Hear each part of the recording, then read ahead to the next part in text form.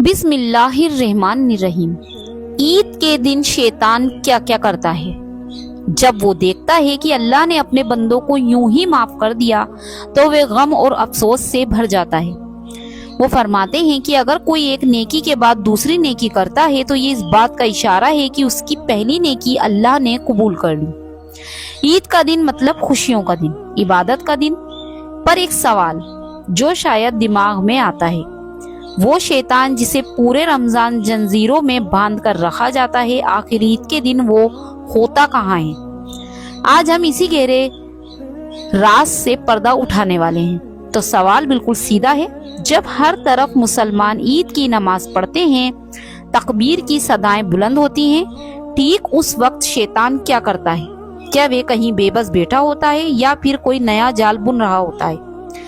دیکھیے، اس سوال کا جواب اگر چاہیے تو اس ویڈیو کو پورا ضرور دیکھیں۔ رمضان کے مہینے سے پہلے یہ سمجھنا پڑے گا کہ رمضان میں شیطان کے ساتھ اصل میں ہوتا کیا ہے۔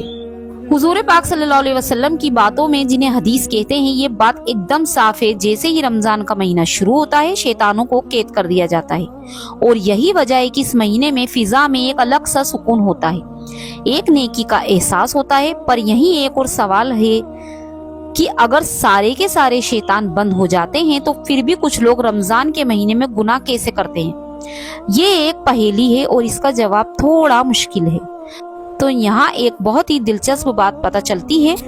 حدیث میں صاف کہا گیا ہے کہ جو بڑے بڑے سرکش شیطان ہوتے ہیں ان کو قید کیا جاتا ہے، لیکن انسان کے اندر جو اس کا نفس ہے، مطلب ہماری اپنی خواہشیں، ہماری بری عادتیں، ہماری کمزوریاں، وہ تو آزاد رہتی ہیں۔ اور سچ تو یہی ہے کہ اکثر گناہ کی اصلی جڑ یہی ہے۔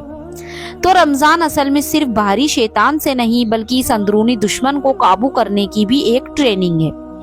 مطلب صاف ہے، رمضان میں باہری برائی کا زور تو کم ہو جاتا ہے، پر انسان کی اپنی اندرونی کمزوریاں ختم نہیں ہوتی، اور اسی ایک موقع کا انتظار شیطان پورے مہینے کرتا ہے، رمضان کے ختم ہونے کا۔ اور پھر آتی ہے چاند رات، رمضان کی آخری رات۔ یہ وہ رات ہے جب شیطان اپنی قید سے آزاد ہوتا ہے اور اپنی واپسی کی پوری تیاری میں جٹ جاتا ہے۔ اس کے لیے یہ ایک گولڈن چانس ہے۔ ذرا سوچئے، چاند رات کا ماحول، لوگ عید کی تیاریوں میں، شاپنگ میں، بازاروں کی رونق میں مشروق ہو جاتے ہیں۔ پورے مہینے کی عبادت کے بعد اس رات میں دھیان تھوڑا سا دنیا کی طرف کھنچ جاتا ہے، اور بس یہیں سے شیطان اپنا کام شروع کر دیتا ہے۔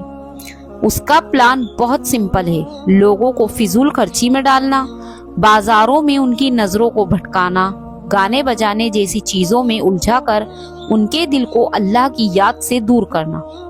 اس کا مقصد صرف اور صرف ایک ہے، پورے رمضان جو بھی محنت کی گئی، جو بھی عبادت ہوئی، اس کے اثر کو جتنا ہو سکے کمزور کر دو، تاکہ عید کی صبح تک انسان پھر سے اسی جگہ آ جائے جہاں وہ رمضان سے پہلے تھا۔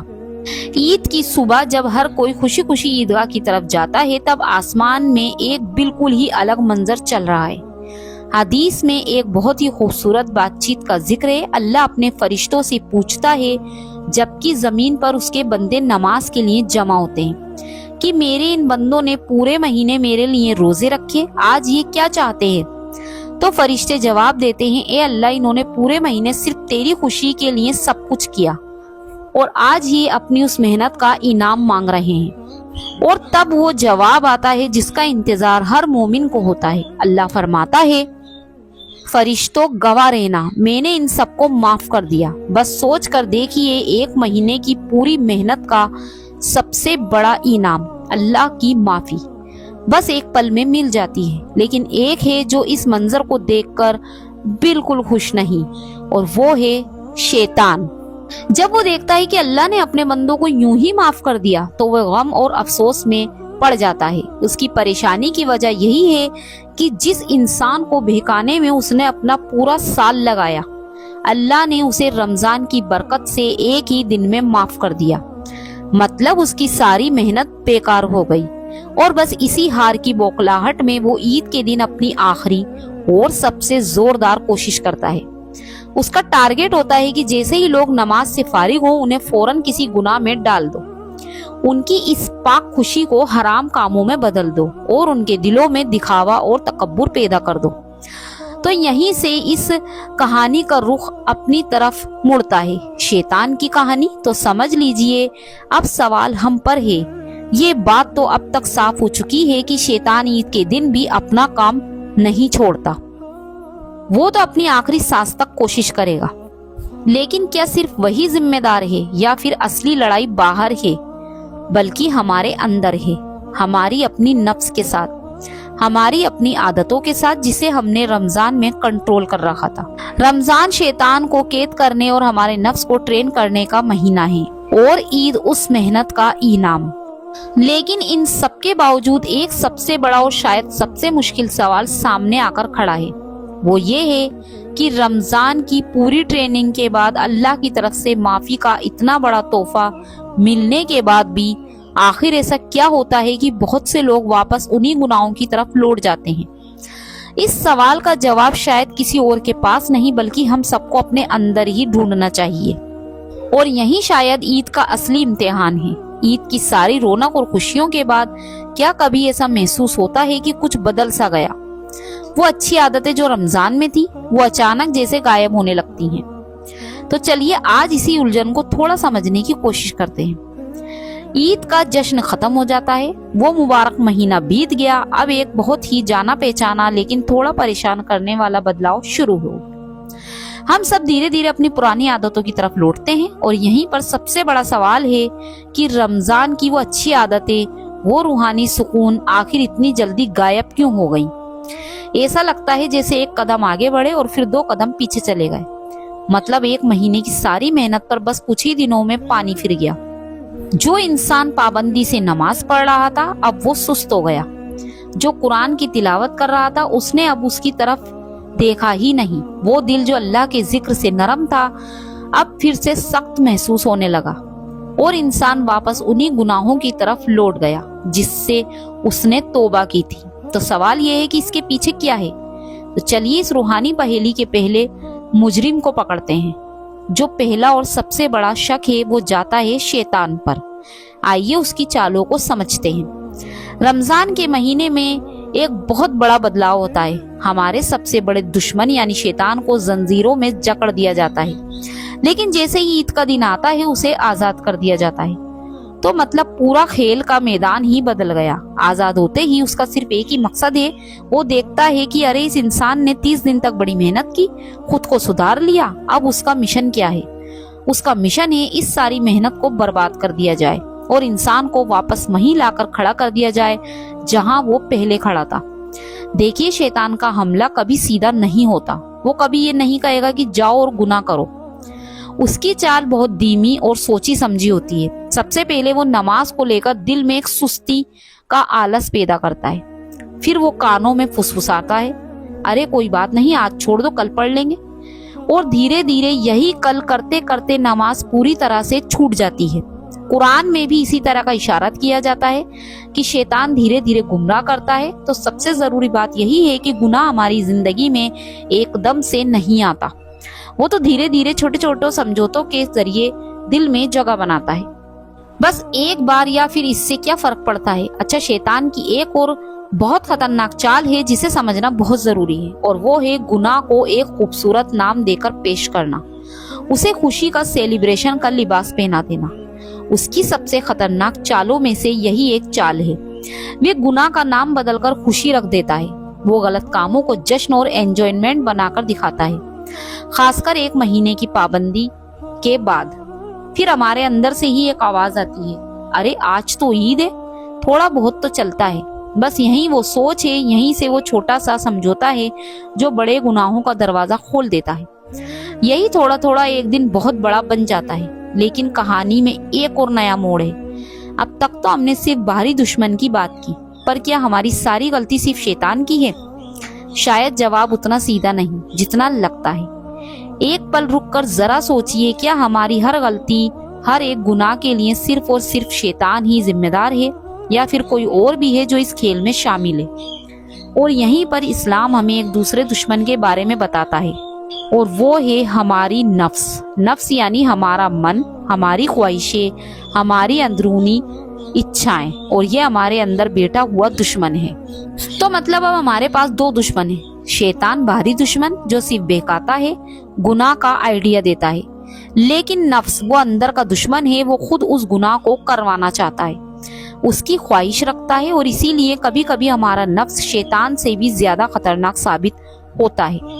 तो अब इस पूरी बात को एक नजरिए से देखने का वक्त आ गया। हमें ये नहीं सोचना चाहिए कि हम नाकाम हो गए, बल्कि ये समझना चाहिए कि एक नई और शायद ज्यादा बड़ी चुनौती है अब शुरू हुई है। तो सबसे जरूरी बात यही है कि असली जंग रमजान के साथ खत्म नहीं होती, बल्कि असली जंग तो रमजान के बाद शुरू होती है। यही है असली इम्तिहान, जहां हमें अपनी ट्रेनिंग को असल में इस्तेमाल करना है। हमें अपनी इच्छाओं और आदतों को काबू में करने की लड़ाई लड़नी है। तो अब सवाल हम सबके सामने है, क्या हम हर साल इसी चक्र को दोहराते रहेंगे? मतलब रमजान में मेहनत करना और फिर ईद के बाद सब कुछ खो देना। ये सोचने के लिए एक बहुत जरूरी सवाल है, शायद इस पर अगली बार और बात कर सकते हैं। तो ईद की सारी रौनक और जश्न के बाद अक्सर एक अजीब सा खालीपन महसूस होता है, और सच कहूँ तो यही वक्त है जब असली इम्तिहान शुरू होता है।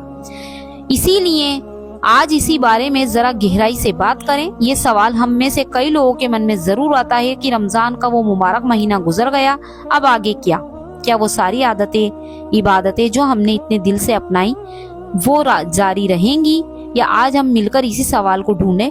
एक आम सोचे कि शैतान एक इतनी बड़ी ताकत है जिसके आगे इंसान बिल्कुल बेबस है। लगता है हम उसे कैसे हरा सकते हैं, वो तो बहुत ज्यादा शक्तिशाली है। पर क्या ये सच है? इस सोच को कुरान पूरी तरह से बदल देता है। कुरान में साफ कहा गया है कि शैतान की चाल, उसकी सारी साजिशें असल में बेहद कमजोर हैं। तो फिर इसका असली मकसद क्या है?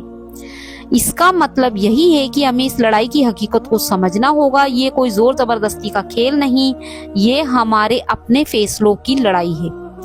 देखिए, शैतान का काम किसी को मजबूर करना ही नहीं, वो सिर्फ दिल में ख्याल डालता है, बहका सकता है, उकसाता है बस। लेकिन जो आखिरी फैसला होता है वो हमेशा हमेशा हमारा अपना होता है।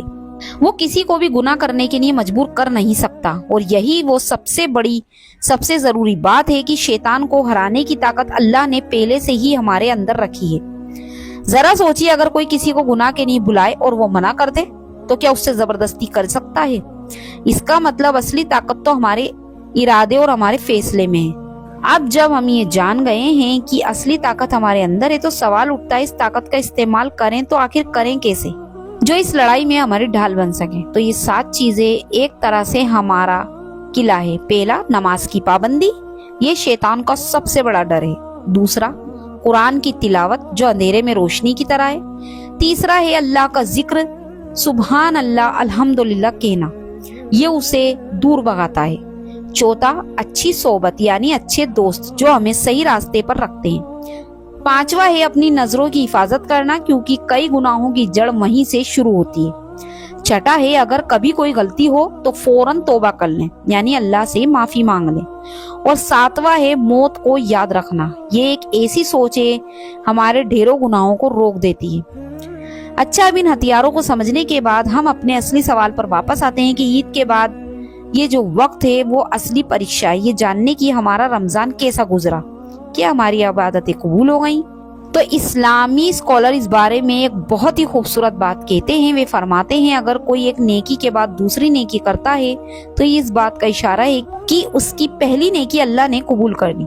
इसका मतलब बिल्कुल साफ है, अगर रमजान के बाद भी नेक काम जारी रहते हैं, जैसे नमाज पढ़ना, गुनाहों से बचना, कुरान की तिलावत करना, तो ये बहुत अच्छा एक इशारा है। अगर कोई वापस उन्हीं पुरानी गलतियों और गुनाहों में लौट जाता है तो ये वाकई एक चिंता की बात है। तो अब हम इस पूरी बातचीत के सबसे आखिरी और सबसे अहम हिस्से पर आ गए हैं। इन सारी बातों का निचोड़ बस यही है कि आखिरी फैसला हमेशा हमारे अपने हाथों में होता है। हमारे सामने 2 रास्ते हैं। एक रास्ता है नमाज, कुरान और सच्चाई का, जो सीधा जन्नत की तरफ जाता है, और दूसरा रास्ता है गुनाह, लापरवाही और शैतान के बहकावे का, जो कि जहन्नम तक जाता है। चुनना हमें है, और ये बात हमेशा याद रखना है कि दुश्मन यानी शैतान अपनी कोशिशें कभी नहीं छोड़ेगा। वे बहकाने की कोशिश करता रहेगा, लेकिन उस जंग में जीत किसको करनी है, इसका फैसला तो इंसान अपने खुद के अंदर फैसला कर सकता है। तो दोस्तों, इस पूरी वीडियो का यही निचोड़ निकला है कि शैतान हमें बहका सकता है, उकसा सकता है, लेकिन हमारे साथ जबरदस्ती नहीं कर सकता। जो भी एंड का फैसला होता है वो इंसान का खुद का होता है। तो अब आपको ये फैसला करना है कि आप कौन सा रास्ता चुनना चाहते हैं, नमाज कुरान तिलावत का जो कि जन्नत तक जाता है, या फिर बहकावे का, गुनाहों का जो कि जहन्नम तक जाता है। तो दोस्तों, अगर आपको मेरी वीडियो पसंद आई हो तो इसे आगे लाइक शेयर जरूर कीजिए। मिलेंगे अगली वीडियो में, तब तक के लिए अल्लाह हाफिज।